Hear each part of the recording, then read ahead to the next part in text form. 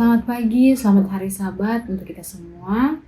Di kesempatan kali ini, saya akan membawakan seminar kesehatan dengan judul Mencegah Insomnia Melalui Hidup Sehat. Jadi untuk definisi insomnia sendiri, menurut Manual Diagnostik dan Statistik Gangguan Mental 4, didefinisikan sebagai keluhan dalam hal kesulitan untuk memulai atau mempertahankan tidur atau tidur non-restoratif yang berlangsung setidaknya 1 bulan dan menyebabkan gangguan signifikan atau gangguan dalam fungsi individu. Nah, menurut the International Classification of Disease, itu mendefinisikan insomnia sebagai kesulitan memulai atau mempertahankan tidur yang terjadi minimal 3 malam per minggu selama minimal 1 bulan.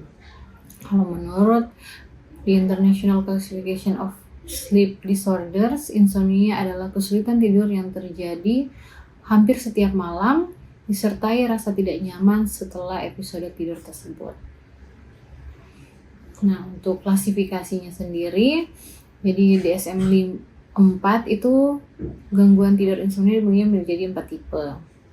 Jadi gangguan tidur yang berkorelasi dengan gangguan mental lain.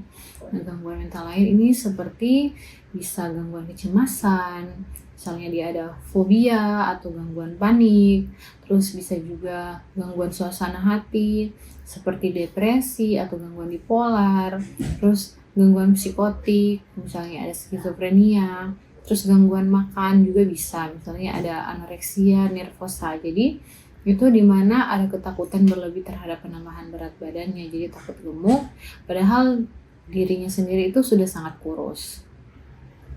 Terus bisa juga gangguan kepribadian, misalnya ada kepribadian antisosial, terus gangguan stres dan trauma juga bisa menyebabkan. Nah, kalau pada anak-anak itu bisa juga karena gangguan neurodevelopmental seperti autism atau gangguan anak yang hiperaktif. Nah, yang kedua itu ada gangguan tidur yang disebabkan oleh kondisi medis umum. Jadi kondisi medis umum ini seperti gangguan pernafasan, bisa juga nyeri kronis, jadi artritis misalnya, jadi ada sakit-sakit di persendian sehingga nyeri bisa menyebabkan sulit tidur. Terus bisa juga penyakit hormonal, jadi misalnya hipertiroid, jadi dia bisa juga membuat tubuh terlalu terjaga. Terus pada orang yang sudah menopause juga bisa. Nah, bisa juga gangguan pencernaan, jadi dia meningkatnya asam lambung kan, makanya dia nyeri. Bisa juga gangguan saraf dan gangguan jantung dan ada beberapa penyakit lainnya. Nah, kalau untuk gangguan tidur yang diinduksi oleh bahan-bahan atau keadaan tertentu, itu misalnya pada pengguna kafein, misalnya teh dan kopi atau minuman berenergi lainnya, apalagi kalau sudah berlebihan. Terus bisa juga pada rokok, kan rokok mengandung nikotin, jadi itu juga bisa mengganggu gangguan tidur. Terus penggunaan obat-obat terlarang seperti narkoba, terus bisa juga alkohol juga bisa menyebabkan.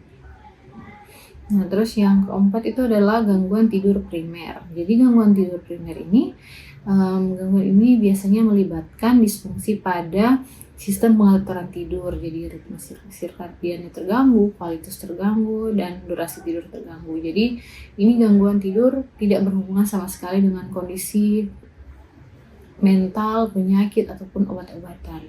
Nah, gangguan ini pun menetap dan diderita minimal 1 bulan. Terus dalam ICD-10, insomnia juga dibagi menjadi 2, yaitu ada organik dan non-organik. Nah, kalau misalnya organik itu biasanya gangguan tidur yang disebabkan oleh kondisi medis atau penyakit yang mengaruhi fungsi tubuh atau otak.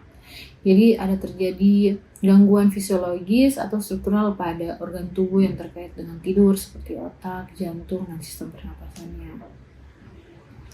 Dan yang non-organik itu biasanya ada juga 2, yaitu disomnias atau gangguan pada lama dan kualitas dan waktu tidur. Terus parasomnias ada episode abnormal yang muncul selama tidur seperti mimpi buruk, berjalan sambil tidur, dan lainnya. Nah, ini ada sedikit pembahasan tentang fisiologi tidur. Jadi makhluk hidup itu mempunyai irama sirkadian, kehidupan yang sesuai dengan beredarnya waktu dalam siklus 24 jam.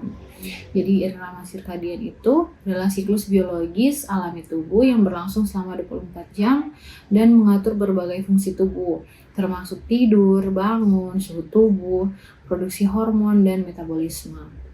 Nah, ini irama sirkadian itu diatur di nukleus suprachiasmaticus di otak.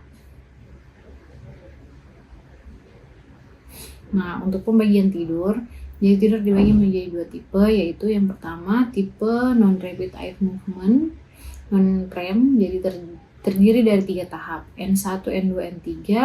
Itu dimulai dengan tidur ringan hingga tidur dalam pada tahap N3 itu tubuh melakukan pemulihan fisik seperti perbaikan jaringan dan penguatan sistem kekebalan tubuh. Nah, aktivitas otak itu biasanya tenang, terus fokus pada pemulihan tubuh. Terus yang kedua ada REM, tipe Rapid Eye Movement. Jadi tahap tidur di mana mimpi terjadi, otak itu sangat aktif memproses informasi dan memperkuat memori, tetapi tubuh dalam keadaan lumpuh untuk mencegah kita bergerak. Jadi tidur REM itu penting untuk pemulihan mental, memori, dan konsolidasi emosi. Nah, ada juga terjadi pengaturan hormon. Jadi selama tidur tubuh menghasilkan melatonin.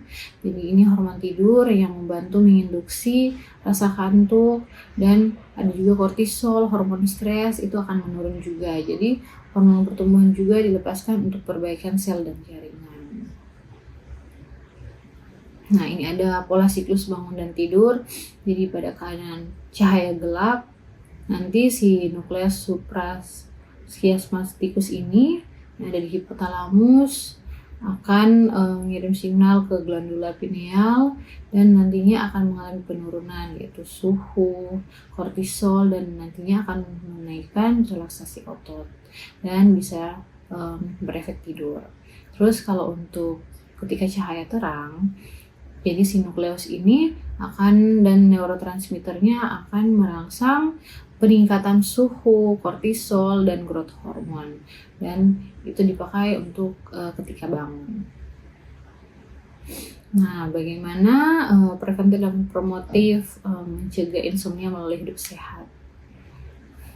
Jadi yang pertama, kita bisa menghindari minum teh dan kopi. Jadi efeknya keduanya itu bisa menyebabkan sakit kepala, tidak bisa tidur, jantung berdebar, ketidaksanggupan mencerna, saraf bergetar, dan banyak keburukan lainnya. Jadi pengaruh kopi sama tingkatannya dengan teh, namun efeknya pada sistem lebih buruk lagi.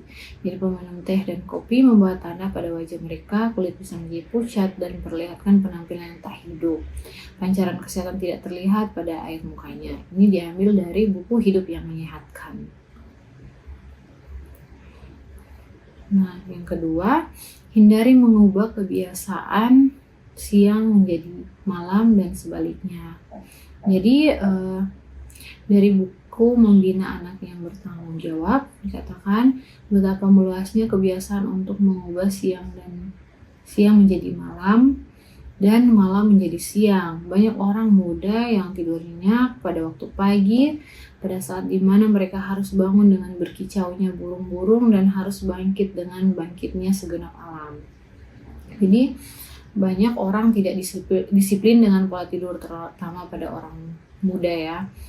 Mereka tidak menghargai peraturan-peraturan rumah tangga dengan bangun tidur pada jam yang tetap. Mereka berbaring di atas tempat tidur beberapa jam setelah matahari terbit, dan pada saat setiap orang harus bekerja, mereka menyalakan lampu tengah malam sambil bergantung kepada terang buatan.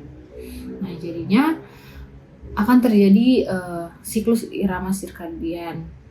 Jadi jadwal tidur bangunnya jadi terganggu.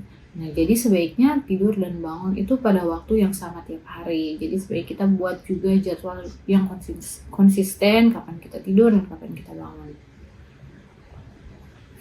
Nah, habis itu bisa juga hindari makan malam terlambat. Ini diambil dalam buku Membina Pendidikan Sejati. Jadi di dalam banyak kasus, 2 kali makan sehari lebih baik daripada 3 kali. Makan malam apabila dimakan terlalu dini akan menghalangi pencernaan makanan yang sebelumnya. Bila mana dimakan terlambat, maka pencernaan belum selesai sebelum waktu tidur. Dengan demikian, perut tidak cukup beristirahat, tidur terganggu, otot dan saraf dilelakan, selera untuk makan pagi berkurang, seluruh sistem tubuh tidak segar dan tidak siap melaksanakan tugas hari itu. Jadi nantinya tubuh kita harus hindari makan malam terlambat ya. Jadi nantinya tubuh lebih fokus pada pencernaan makan yang dapat menyebabkan rasa tidak nyaman, kembung, dan perasaan terjaga sehingga mengganggu proses tidur kita. Usahakan sebaiknya maksimal makan 3 jam sebelum tidur agar tubuh cukup untuk mencerna makanan dengan baik. Nah, ini juga terakhir, miliki suhu kamar yang nyaman. Jadi saat kita tidur, suhu tubuh itu akan menurun secara alami. Jadi ruangan yang terlalu panas atau dingin bisa mengganggu siklus tidur. Jadi suhu yang ideal itu kisaran 16 derajat Celcius sampai 20 derajat Celcius. Itu bisa meningkatkan kualitas tidur, mencegah keringat berlebih, dan pastikan juga selama kita tidur itu ada sirkulasi yang baik, ada sirkulasi udara yang baik, jadi ada ventilasi udara. Terus gunakan juga pakaian tidur yang nyaman untuk menyesuaikan suhu tubuh saat kita tidur. Baiklah, demikian yang saya boleh bawakan supaya semoga dapat membantu kita semua untuk lebih hidup sehat lagi, terutama menjaga kualitas tidur kita yang baik. Terima kasih, selamat sahabat, Tuhan memberkati.